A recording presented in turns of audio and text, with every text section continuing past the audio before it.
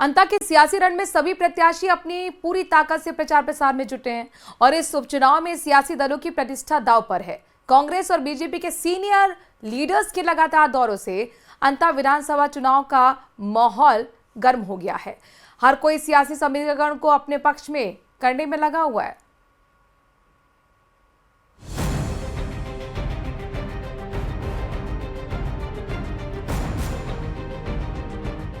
अंता का मैदान चुनावी घमासान, किसे चुनेगी अंता की जनता? अंताकरण क्या है समीकरण?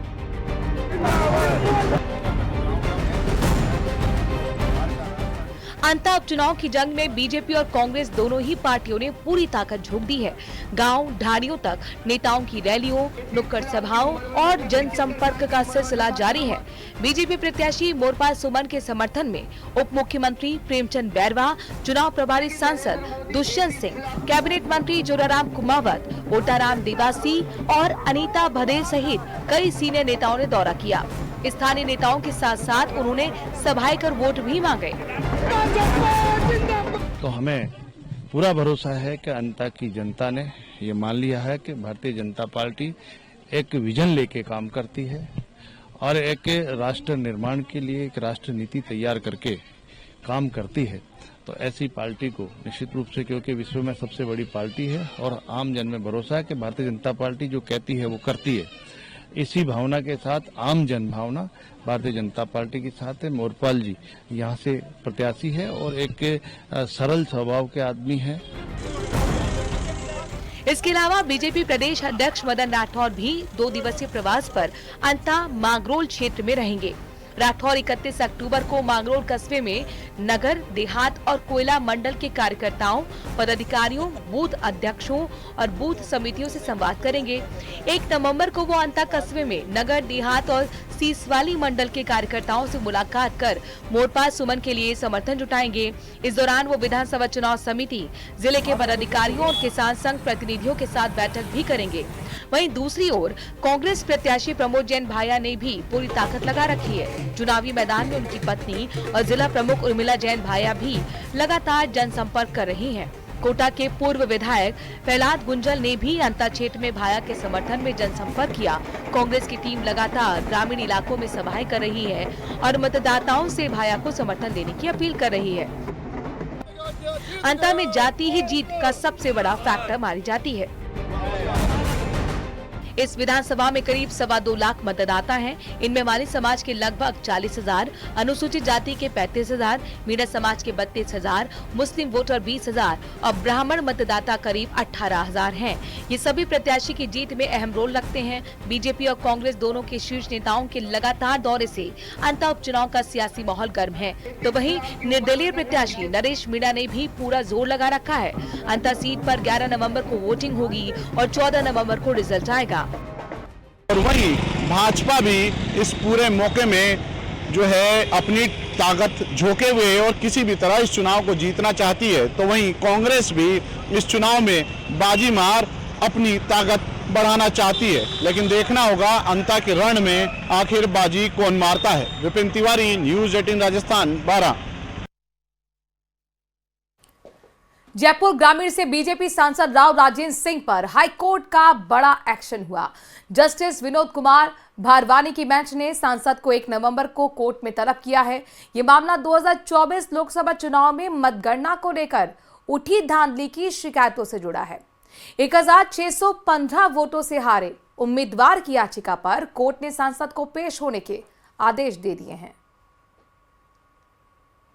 बीजेपी सांसद को हाईकोर्ट से झटका, सांसद को कोर्ट में पेश होने के आदेश, सुनवाई में देरी, हाईकोर्ट की फटकार। राजस्थान हाईकोर्ट ने जयपुर ग्रामीण लोकसभा सीट से बीजेपी सांसद राव राजेंद्र सिंह को बड़ा झटका दिया है। जस्टिस विनोद कुमार भारवानी की एकल पीठ ने सांसद को 1 नवंबर को व्यक्तिगत रूप से कोर्ट में पेश होने का आदेश दिया।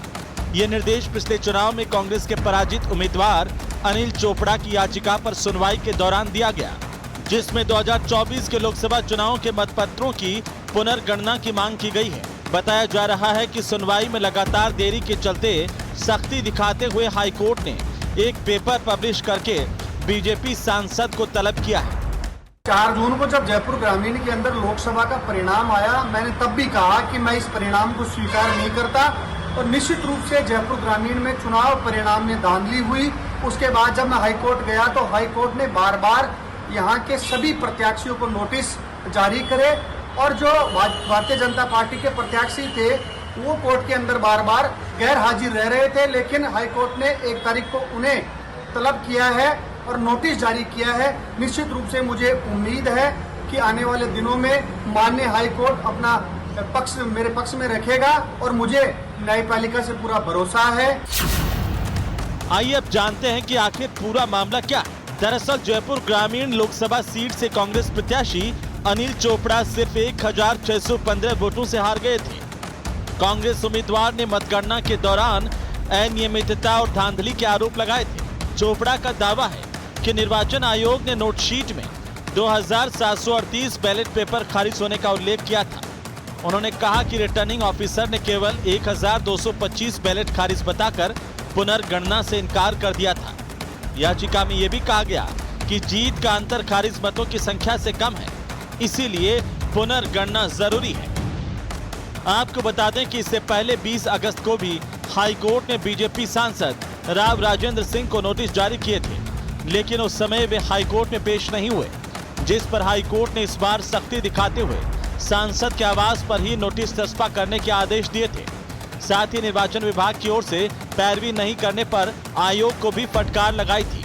Bureau report, news 18। अब आपको अंतर्राष्ट्रीय पुष्कर मेले लिए चलते हैं। दरअसल आज से विधिवत रूप से शुभारंभ हो गया है पुष्कर मेले का। डिप्टी सीएम दिया कुमारी ने मेले का आगाज किया। पुष्कर मेले में आज से रंगारंग कार्यक्रम शुरू हो गए हैं। 5 नवंबर तक चलने वाले इस पुष्कर मेले में कई कार्यक्रम आयोजित किए जाएंगे। खास बात इस दौरान ये देखने को मिलेगी कि ये जो प्रदर्शन है लिम्का बुक ऑफ रिकॉर्ड में दर्ज करने की तैयारी भी है।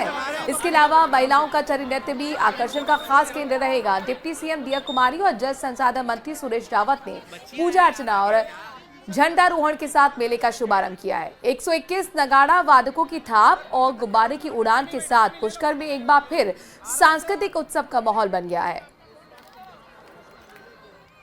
तो अंतर्राष्ट्रीय पुष्कर मेले में गोपाष्टमी के मौके पर 52 घाटों पर दीपदान हुआ।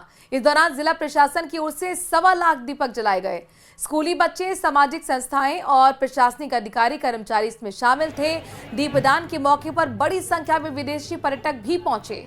पुष्कर सरोवर में ज्यादा जल होने की वजह से सिविल डिफेंस की टीमें, एसडीआरएफ की टीमें भी तैनात रही हैं।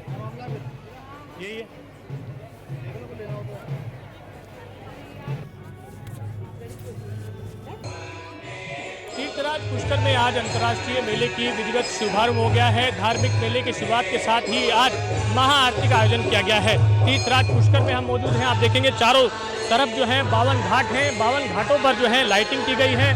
दीपदान यहाँ पर किया गया है। मुख्य आरती जो है वो जयपुर घाट पर यहाँ पर आयोजित की जा रही है और बड़ी संख्या में जो श्रद्धालु हैं, चाहे भक्त हों या फिर जो पुष्कर आने वाले पर्यटक हैं, वो यहाँ पर पहुँचे हैं और इस दीपदान के आयोजन में शामिल हुए हैं। महाआरती जो अपने पूर्वजों को याद कर रहे हैं, तमाम जो लोग वो पुष्कर पहुँचे थे, पुष्कर के आसपास के जो लोग हैं वो यहाँ पर पहुँचे हैं, दीपदान यहाँ पर कर रहे हैं। चाहे बच्चे हों, चाहे बड़े हों, चाहे अलग अलग जो जिलों से आए हों लोग हों या पर्यटक हों, तमाम जो लोग हैं वो यहाँ पर दीपदान करते हुए नजर आ रहे हैं। और दीपदान के साथ ही यहाँ पर जो है भगवान जो है पुष्कर राज महाराज को यहाँ पर याद कर रहे हैं। आज से गोपाष्टमी है, आज यहाँ महाआरती हुई है। आज से 5 नवंबर तक अलग अलग कार्यक्रम होंगे। रोजाना यहाँ पर महाआरती के साथ ही दीपदान का आयोजन होगा। जिला प्रशासन की ओर से आज यहाँ 1.25 लाख दीपक के माध्यम से 52 घाटों पर दीपदान किया गया है। कैमरा पर्सन कोशल सेन के साथ अशोक सिंह, न्यूज़ 18 अजमेर।